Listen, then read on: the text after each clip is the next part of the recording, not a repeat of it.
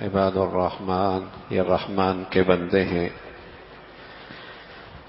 تو قرآن مجید میں ان خوبیوں کو گنایا گیا ہے، اور ان میں ایک خوبی یہ بتائی کہ وہ یہ دعا کرتے ہیں، اور دعا میں کہتے ہیں بارگاہ خداوندی میں ربنا هب لنا من ازواجنا وذرياتنا قرۃ اعین، اے اللہ، اے میرے رب، ہماری اولاد کو اور ہمارے گھرانے کو ہمارے لیے آنکھوں کی ٹھنڈک بنا۔ ربنا هب لنا من ازواجنا وذرياتنا قرۃ اعین، ان کو ہمارے لیے آنکھوں کی ٹھنڈک بنا۔ اور ایک صاحب ایمان اور ایک مسلمان وہ اپنے اولاد کے لیے اس کے جسم سے زیادہ اسے اس کی ایمان کی فکر ہوتی ہے۔ ایک مسلمان کے ایمان کا تقاضا یہ ہے کہ اسے اپنے اولاد کے جسم سے زیادہ اس کی ایمان کی فکر ہو۔ اور یہ مسلمانوں میں ہمیشہ رہا ہے، اپنی اولاد کی ایمان کے خاطر اس نے بڑی بڑی قربانیاں دی ہیں، بڑے بڑے مفادات قربان کیے ہیں، بہت بڑی خواہشات سے دستبردار ہوا ہے۔ اولاد ایمان پہ رہے، دین پہ رہے، زندگی اس کی اس پہ ہو، خاتمہ اس کا اس پر ہو۔ اہل ایمان کے یہ ایمان کا تقاضا ہے، اور اہل ایمان نے اس تقاضے کو خوب پورا کیا، اور اس کی خاطر بڑی بڑی قربانیاں تاریخ اسلام میں اہل ایمان کی موجود ہیں۔ میری جسم کی فکر اولاد کی خاطر یہ تو کافر بھی کر لیتا ہے، ہندو بھی کر لیتا ہے، سکھ بھی کر لیتا ہے، عیسائی بھی کر لیتا ہے، لا مذہب بھی کر لیتا ہے، سب کر لیتے ہیں۔ مسلمان کا امتیاز یہ تھا، اس کے ایمان کا تقاضا یہ ہے، اسے اپنی اولاد کے ایمان کا اور دینداری کے فکر اس کے جسم سے بھی زیادہ ہو۔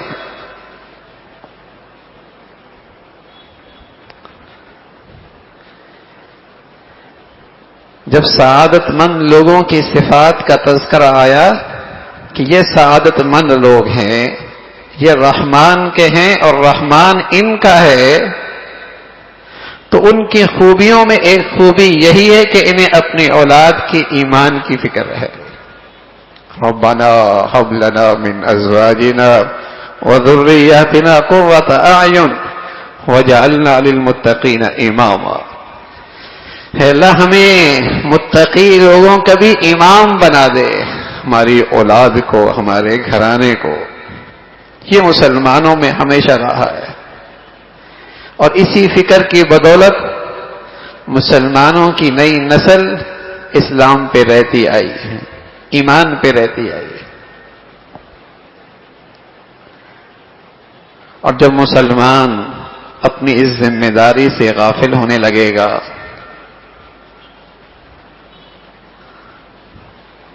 تو پھر اس کی اولادوں کو دینداری کا نمونہ نہ والدین کی شکل میں ملے گا، نہ گھر کی درسگاہ کی شکل میں ملے گا، نہ ٹیچر اور استاد کی شکل میں ملے گا، نہ دادی نانی کی شکل میں ملے گا۔ تو بتائیے اس نئی نسل کا حال کیا ہو؟ والدین سے لے کر استاد تک، اور صدر سے لے کر چپڑاسی تک، قومی اداروں سے لے کر نجی زندگی تک، جب کہیں بھی اس کے سامنے کوئی ایسی شخصیت نہ نظر آئے جو دین پر عمل پیرا ہو، جس کے دل میں خوف خدا ہو، جو اللہ سے ڈرتا ہو، اور اللہ اور اللہ کے رسول کی زندگی اور نمونہ اس میں نظر آتا ہو، کہیں بھی نظر نہیں آئے گا، تو بتائیے اس نئی نسل کا دین پہ رہنا کہاں ممکن ہوگا؟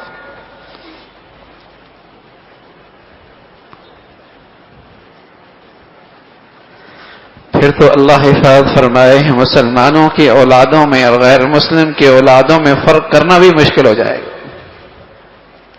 بلکہ سطح اس سے بھی آگے آئے گی، کفر اسلام کی اہمیت ہی ختم ہو جائے گی۔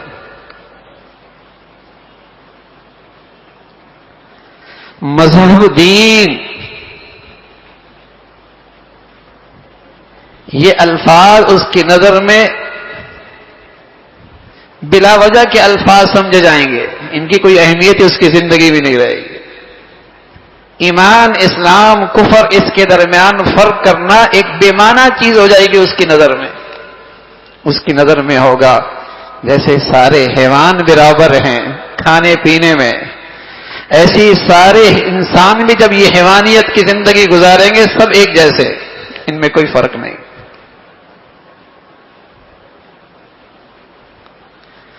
تو مسلمانوں کے ایمان کا تقاضا یہ تھا کہ اسے اپنے اولاد کی فکر جسم سے زیادہ، معاشی ضروریات سے بڑھ کر، دنیاوی حاجات سے بڑھ کر اس کی ایمان کی فکر ہوتی تھی۔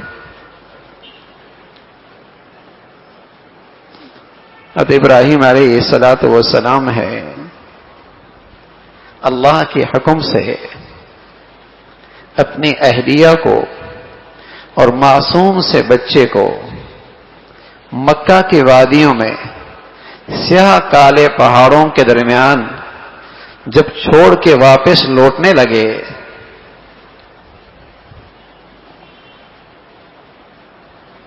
اللہ کا حکم تھا، ایک آزمائش تھی اللہ کے اس پیارے کی۔ مشکیزے میں تھوڑا سا پانی تھا، کچھ کھجوریں تھیں، اور یہ پانی کب تک اور کھجوریں کب تک زندگی کا ساتھ نبھاتی؟ کالے پہاڑ ہیں، زندگی کا نام و نشان وہاں کوئی نہیں۔ تو جب چھوڑ کے آنے لگے تو اہلیہ کہنے لگی، کس کے سہارے چھوڑ کے جا رہے ہو؟ حکم تھا جواب کوئی نہیں دینا۔ پھر سوال کیا، پھر سوال کیا، اب اہلیہ کہنے لگی، اللہ امرک، کیا آپ کو اللہ نے حکم دیا ہے؟ تو ابراہیم علیہ الصلوۃ والسلام نے سر اس بات میں ہلایا اور فرمایا، ہاں اللہ نے حکم دیا ہے۔ خاتون کہنے لگی، اچھا اللہ کا حکم ہے، اذا لا یضیعنی، پھر آپ بھی اطمینان رکھیے، ہم بھی مطمئن ہے وہ ذات پھر ہمیں ضائع نہیں کرے گی۔ پھر آپ بھی اطمینان رکھیے، ہمیں بھی گھبرانے کی ضرورت نہیں، اذا لا یضیعنی، پھر وہ ذات ہے نا، پھر وہ ہمیں ضائع نہیں کرے گی۔ تو وہاں سے جیسے ہی ہٹے، پہاڑ کی اوٹ میں پہنچ کر اب بیت اللہ کی طرف رخ کر کے دعا کرنے لگے اور کہنے لگے، ربنا لیقیموا الصلاۃ فاجعل افئدۃ من الناس تہوی الیہم وارزقہم من الثمرات۔ سبحان اللہ، اے اللہ انہیں زندگی کی بھی ضرورت ہے، معاش کی بھی ضرورت ہے، لیکن ابراہیم علیہ الصلوۃ والسلام کی دعا میں پہلی ترجیح کیا ہے؟ ربنا لیقیموا الصلاۃ، اے اللہ میری اس اولاد کو اپنی بندگی نصیب فرما۔ سبحان اللہ۔ پھر اگلی بات، ہاں اے اللہ معاش کی بھی ضرورت ہے، زندگی کی بھی ضروریات ہیں، آپ ان کے لیے اس میں بھی مدد فرما دیجئے، لیکن پیغمبر اپنی اولاد کے لیے پہلی ترجیح کیا پیش کر رہے؟ ربنا لیقیموا الصلاۃ، اللہ اس میں تیری بندگی آ جائے۔ پیغمبر سے بڑھ کر تو کوئی دور اندیش نہیں ہوتا نا، اور پیغمبر سے بڑھ کر تو اپنی اولاد کا کوئی خیر خواہ نہیں ہوتا نا، اور پیغمبر سے بڑھ کر تو کوئی اپنی اولاد کے لیے بہتر نہیں فیصلہ کر سکتا نا۔ ربنا لیقیموا الصلاۃ، بڑا ظلم ڈھالتا ہے آج مسلمان، بڑا ظلم ڈھاتا ہے، کہیں اسے وہاں بھیجتا ہی نہیں جہاں اسے اسلام کی غذا اور روح نصیب ہو، نہ گھر میں، نہ تعلیمی اداروں میں، نہ گلی محلوں میں، نہ کسی ادارے میں، جہاں کہیں اسے اسلام کی خوشبو نصیب ہو اور اسے فکر ہی نہیں کہ اس کے دل میں ایمان ہے بھی یا نہیں، یہ اندر سے مسلمان بھی رہا ہے یا نہیں، اسے دینی زندگی پر کچھ اعتماد بھی ہے۔ قرآن نے اس کے بارے میں فرمایا لوگو اپنی اولاد کو قتل مت کرو، وَلَا تَقْتُلُوا أَوْلَادَكُمْ خَشْيَةَ إِمْلَاقٍ۔ اس زمانے کا کافر تو اپنی اولادوں کو گلے پہ چھری چلا کے اپنی بچیوں کو ذبح کر دیا کرتا تھا، معاش کے خطرہ انہیں لائق تھا، اور آج کا نادان انسان اس معاش کے خاطر اپنی اولادوں کو روحانی قتل کر دیتا۔ وَلَا تَقْتُلُوا أَوْلَادَكُمْ خَشْيَةَ إِمْلَاقٍ، تمہیں معاش کی بھوک نے ایسا اندھا اور بیگانہ اور سخت دل کر دیا ہے کہ تم اپنی اولادوں کو بے سوچے سمجھے ایسے ماحول میں پھینک رہے ہو جہاں ان کی روحانیت ایمان نام کی چیز اس کا تصور ہی ختم ہو جاتا۔ یہ اولاد کا قتل ہے، ظلم ہے، یہ ظلم ہے۔ یہ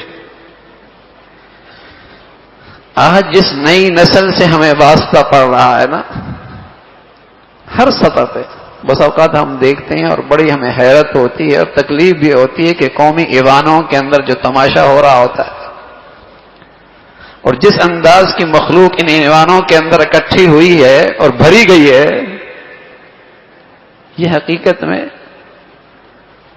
معاشرے کے بگاڑ کا نتیجہ وہاں اکٹھا ہوا۔ پورا معاشرہ ہی ایسا ہو گیا، گلی محلوں سے لے کر تعلیمی اداروں کا حال ہی یہی ہے۔ تہذیب، اخلاق، سیرت، کردار، میرے عزیزو جب تعلیمی اداروں سے اسلام کی روح نکالو گے تو اس سے بدتر نتائج دیکھیں گے۔ اس لیے کہ اب تو پوری انسانی مشینری پیٹ کے گرد گھومتی ہے نا، پوری انسانی مشینری، انسانیت پیٹ کے گرد گھومتی ہے، اور تعلیم کا حاصل ہی یہی ہو گیا پیسے کمائے جائے۔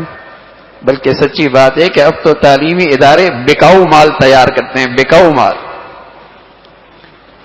کہ یہ وہاں بکے گا جہاں پیسہ زیادہ ملے گا، چاہے اسے خریدار ہندو ملے، عیسائی ملے، یہودی ملے، غیر مسلم ملے، مغرب ملے، مشرق ملے، یہ وہاں منڈی میں بکے گا جہاں پیسہ زیادہ ملے گا۔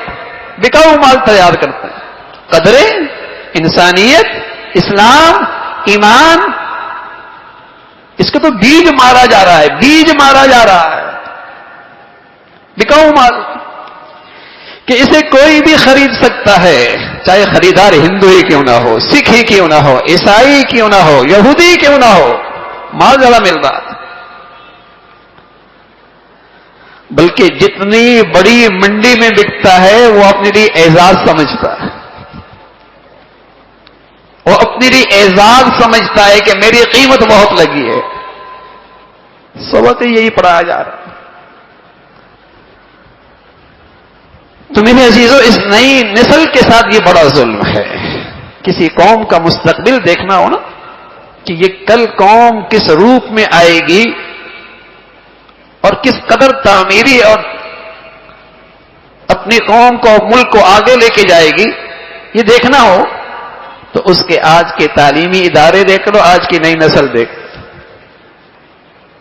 اقبال رحمت اللہ علیہ فرمایا کرتے تھے، اب میں تجھ کو بتاؤں تقدیر امم کیا ہے، یعنی قوموں کی پستی اور ذلت اور عروج اور بلندی، اس کا معیار کیا ہے۔ اب میں تجھ کو بتاؤں تقدیر امم کیا ہے، شمشیر و سنان اول تعوس و رباب آخر۔ جب اس کے نوجوانوں میں اپنی بیٹیوں کے تحفظ، بہنوں کے تحفظ کے لیے تیر اور تلوار ہوگی نا، اس کے اندر غیرت ہوگی، حیا ہوگا، ایمان ہوگا، یہ اپنی قوم کی بیٹیوں کی بہنوں کا تحفظ کرے گا، اپنے ملک اور ملت کے تحفظ کرے گا، اپنے دین اسلام کے تحفظ کے لیے کھڑا ہوگا، یہ اس قوم کی بلندی ہے۔ اور فرمایا اس قوم کی پستی اور ذلت دیکھنی ہے تو اپنی نئی نسل کو دیکھو، جب اس کے ہاتھوں میں گٹار ہوں گے نا، گٹار ہوں گے، آلات موسیقی ہوں گے، یہ اس قوم کی ذلت اور پستی ہے۔ یہ ہے اس قوم کی ذلت اور پستی۔ تو کسی قوم کا مستقبل دیکھنا ہے تو اس کی آج کی نئی نسل دیکھنا۔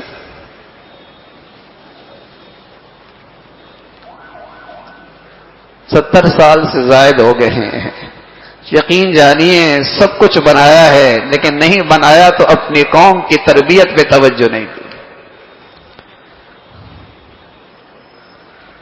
بڑے بڑے اعلی تعلیم کے ڈھونگ رچا لیجئے، معاشی تدبیریں بنا لیجئے، اگر اسلام کی روح نہ رہی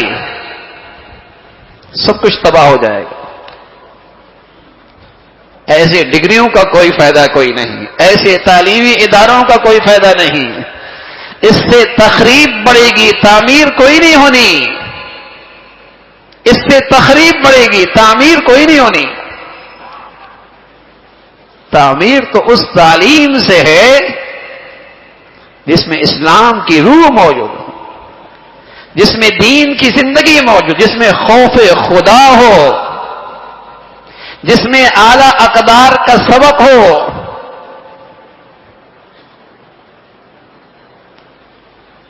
ستر سال سے کوئی ایک تعلیمی ادارہ اس ملک کا جس میں اربوں روپے کا بجٹ لگتا ہے،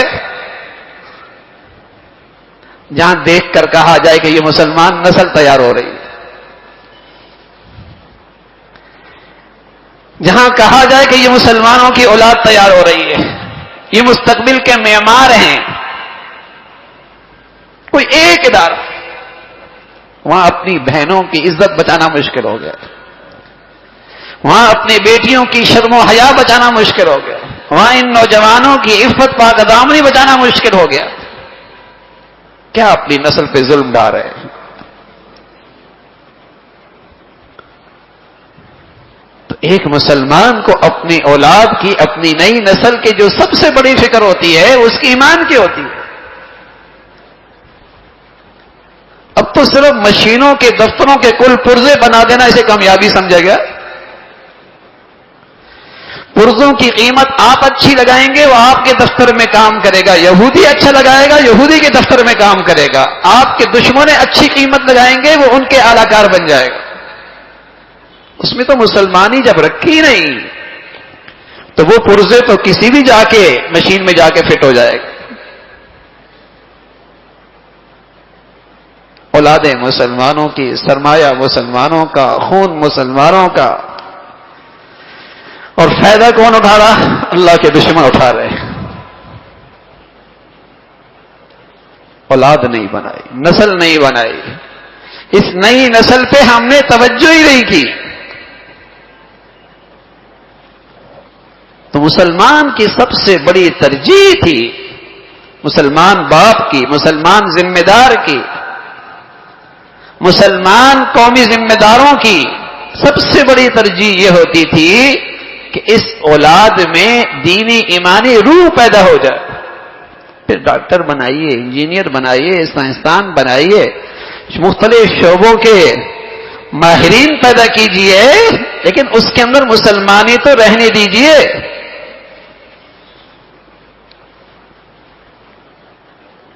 تو ایک مسلمان، اللہ نے کیا بتایا، ایک مسلمان اپنے اولاد کے لیے کیا دعا کرتا ہے؟ ربنا هب لنا من ازواجنا وذرياتنا قرۃ اعین، یہ دعا ہے۔ اور مفسرین نے لکھا اگر اولاد نافرمان ہو جائے نا تب بھی اس دعا کا اہتمام کیا کرو، انشاءاللہ وہ بھٹکا ہوا بھی راہ راست پہ آ جائے گا۔ اللہ اس اولاد کو میرے لیے آنکھوں کی ٹھنڈک بنا دے۔ بڑے دکھی ہوتے ہیں ماں باپ، پہلے ایک دور تھا اولاد دیکھ کر کلیجہ ٹھنڈا ہوا کرتا تھا۔ اللہ کے نبی فرمانے لگے ایک وقت آئے گا اولاد ایسی ہوگی جو دل جلائے گی، خون جلائے گی، دکھ دے گی۔ اور یہ قصور کس کا ہے؟ کہ ہم نے انہیں گھر سے لے کر، تعلیمی ادارے سے لے کر، گلی محلوں میں دیکھ کر وہ اعلیٰ انسانی قدرے کا نمونہ دیے ہی نہیں، اعلیٰ اخلاق کا کوئی نمونہ دکھایا ہی نہیں، اعلیٰ سیرت کی اسے کوئی صحبت ملی ہی نہیں۔ جب اس کی زندگی کا حاصل اور مقصد ہی پیٹ ہے، حیوانیت کی ضروریات کو پورا کرنا ہے، تو اس راستے میں جو رکاوٹ بنے گا، چاہے استاد ہو، چاہے باپ ہو، چاہے ماں ہے، وہ دشمن ہے، وہ دشمن ہے، وہ اس کا بدخواہ ہے۔ تو اولاد اور اس نئی نسل کے میرے عزیزو، کوئی فریضہ ہے ہمارے پر، کوئی ذمہ داری ہے اس کی، کچھ حقوق ہیں کہ ان کے اندر ایمان اور اسلام کے ابیاری ہو، اسلامی قدریں زندہ ہوں، اعلیٰ اخلاق کے اوپر ان کی تربیت ہو، اور اس دعا کا اہتمام ہو، ربنا هب لنا من ازواجنا وذرياتنا قرة اعین واجعلنا للمتقین اماما۔ اللہ ہم سب کو کہا سنا پہ عمل کی